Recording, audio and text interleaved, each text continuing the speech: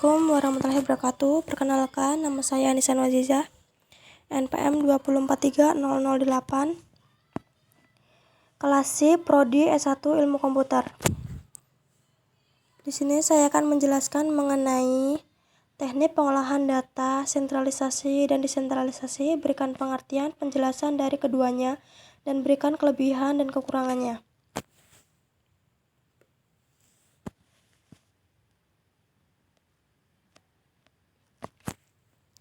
Nah, berikut merupakan pengertian sentralisasi dan desentralisasi.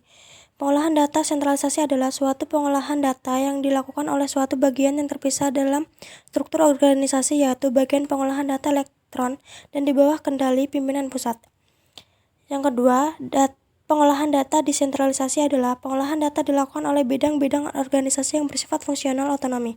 Fungsi organisasi yang bersifat fungsional otonomi adalah akuntansi, keuangan, personalia, riset, dan pengembangan.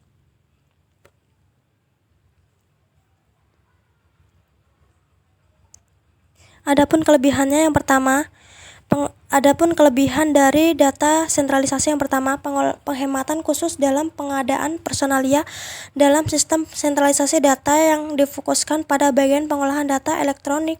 Masing-masing unit cukup dilengkapi dengan sebuah terminal yang digunakan untuk mengakses data dari server pusat.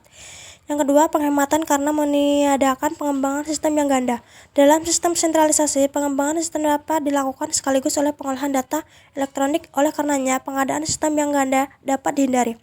Yang ketiga, manfaat karena standarisasi. Pengembangan sistem dapat dalam sentralisasi dilakukan oleh satu pihak saja, yaitu bagian pengolahan data sentralisasi. Hal ini akan memberikan keuntungan karena gaya desain sistem pengolahan cenderung standar. Manfaat karena sistem yang seragam. Adanya keuntungan standar akan memberikan keuntungan berupa keseragaman desain sistem. Adapun kekurangannya, yang pertama, pengolahan data dilakukan oleh satu orang yang memungkinkan tingkat keefektifannya diragukan. Data-data yang ada dari berbagai unit itu dikelola oleh orang pusat yang mereka tidak mengetahui sikon tempat tersebut. Yang ketiga, kecepatan dalam hasil pengolahan data mungkin terkendala. Yang keempat, dalam sistem ini kemungkinan gaya dari pengolahan data cenderung standar sehingga sulit untuk kreatif.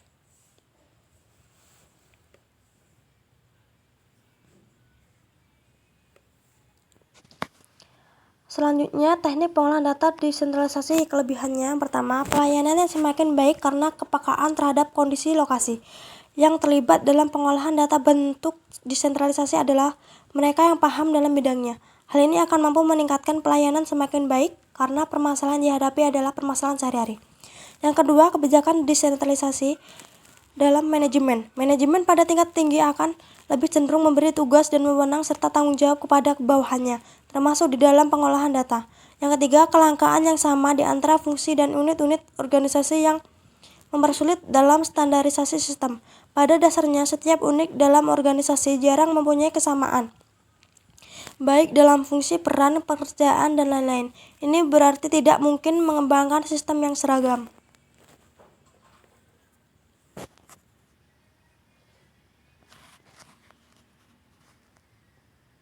Adapun kekurangan dari desentralisasi. Yang pertama, pengolahan data menggunakan banyak orang, sehingga jika suatu unit kerja lamban, maka informasi akan berhasil dengan pelan.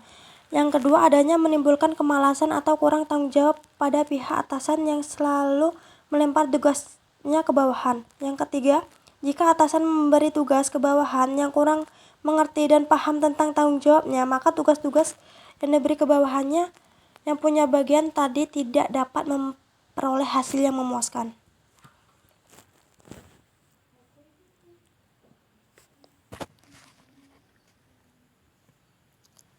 Adapun selanjutnya, sebutkan apa saja pengaruh distribusi pada suatu organisasi dan berikan kelebihan dan kekurangan pengolahan data terdistribusi. Pengaruh distribusi pada suatu organisasi. Yang pertama, meningkatkan kemampuan komputasi. Yang kedua, meningkatkan kemampuan data strong.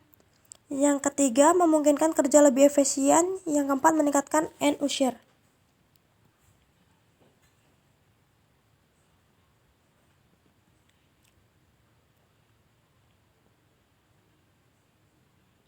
Kelebihannya, yang pertama, pengawasan distribusi dan pengambilan data. Jika beberapa seat yang berbeda dihubungkan, seorang pemakai yang berada pada suatu seat dapat mengakses data pada seat lain. Yang kedua, reliability dan availability. Sistem distribusi dapat terus-menerus berfungsi dalam menghadapi kegagalan dari seat sendiri atau mata rantai komunikasi antar seat. Yang tiga, otonomi lokal perindistribusian. Sistem mengizinkan sekelompok individu dalam sebuah perusahaan untuk melatih pengawas lokal melalui data mereka sendiri. Dengan kemampuan ini dapat mengurangi ketergantungan pada pusat pemrosesan. Yang keempat, efisiensi dan fleksibel. Data dalam sistem distribusi dapat disimpan dekat dengan titik di mana data tersebut digunakan. Data dapat secara dinamik bergerak atau desain, atau salinan dapat dihapus.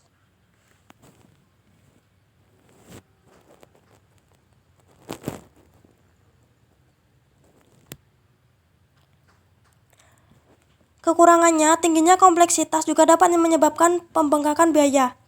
Yang kedua, perubahan dari pengolahan data terpusat menjadi terdistribusi juga menjadi masalah karena sebelum ada standar metodologi dalam konversi DBMS terpusat menjadi DBMS terdistribusi. Yang ketiga, keamanan data yang bukan hanya satu sistem yang harus diberi proteksi keamanan data, melainkan juga fragmen-fragmennya yang tersebar di berbagai lokasi juga jalur komunikasi antar sistem. Yang keempat, kendala mempertahankan integritas. Adapun selanjutnya, sistem pengolahan data terdistribusi ada dua, yaitu sistem terintegrasi dan sistem yang tidak terintegrasi. Berikan penjelasan dan pengertian dan berikan contohnya. Pengertian dan contoh sistem terintegrasi dan sistem yang tidak terintegrasi.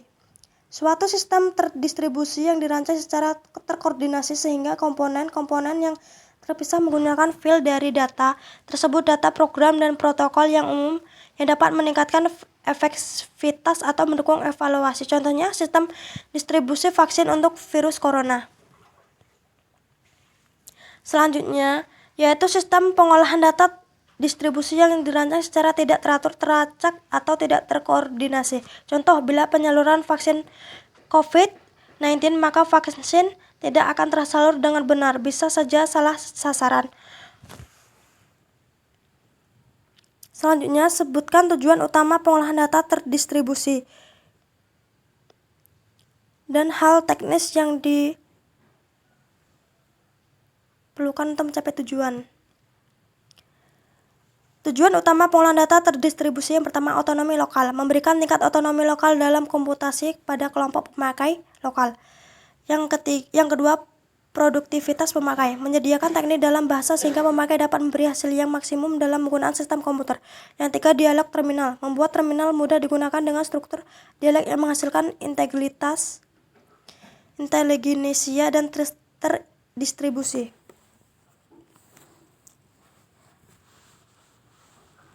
Teknis yang diperlukan untuk mencapai tujuan. Yang pertama, jarak menjadi tidak nyata. Membuat jarak menjadi tidak nyata dengan menggunakan jaringan sesuai rancangannya. Yang kedua, privasi dan keamanan. Mencegah pengaksesan data dan sumber daya tanpa izin dan melindungi data dari kegagalan maupun tindak kejahatan.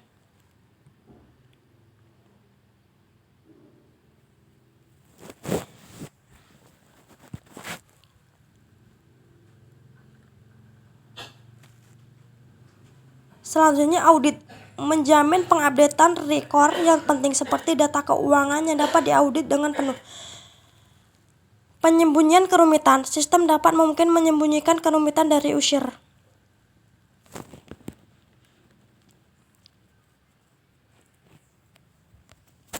Hal teknis yang diperlukan untuk mencapai tujuan. Yang pertama, penggunaan komputer mini dan mikro.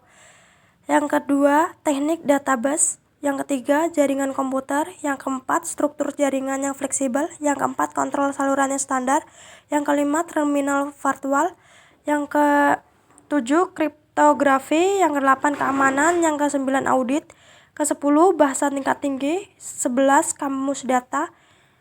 12, strategi atau administrasi sistem dan jaringan.